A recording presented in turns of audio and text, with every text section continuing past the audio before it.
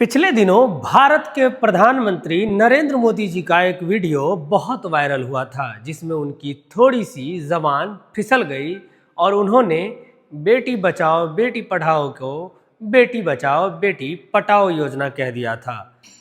हाल के आंकड़ों से पता चला है कि बेटी बचाओ बेटी पढ़ाओ अभियान इस योजना पर एक सरकारी रिपोर्ट आई है, जिसे जानकर आपकी राष्ट्रहित भावनाओं को चोट पहुंच सकती है। नमस्कार, मैं हूं मुकुंद और आप देख रहे हैं जनपद।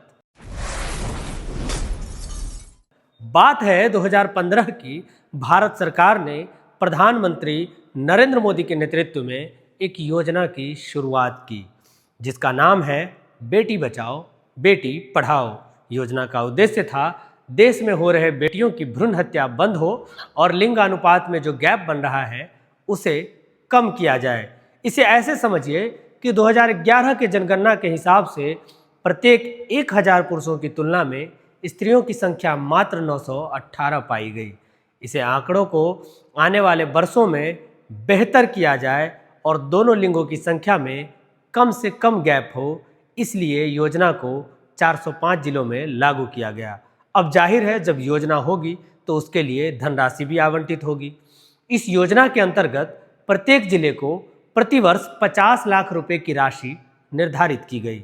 अब इसमें कितना प्रतिशत किस कार्य में खर्च होगा वह भी तय कर दिया गया।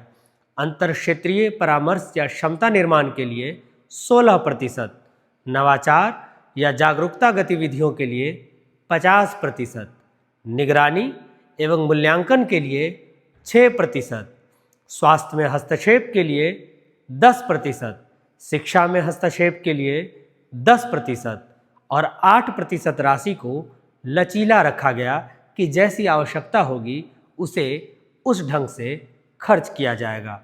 कुल मिलाकर कहा जाए तो योजना को लेकर जो नीति थी उसमें कहीं भी कोई कमी नहीं थी, लेकिन मामला खराब हुआ इसके क्रियान्वयन में।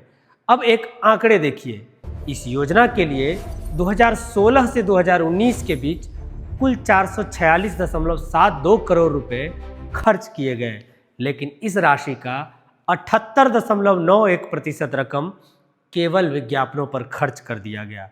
2016-17 में तो इसका प्रतिशत और अधिक रहा और केवल प्रचार पर ही सरकार ने 91% खर्च कर दिया। अब सवाल बनता है कि सारा पैसा प्रचार पर ही खर्च कर दीजिएगा तो बेटियों पर क्या खर्च होगा? ये तो ऐसा ही हो गया जैसे शादी में आया हलवाई 80% मिठाई खुद खा ले और बचा हुआ उन्हें मिले जिनके नाम पर पार्टी थी। उदाहरण थोड़ा बुरा है, लेकिन सरकार के परफॉर्मेंस से थोड़ा कम। अन्य खबरों के लिए देखते रहिए जनपद।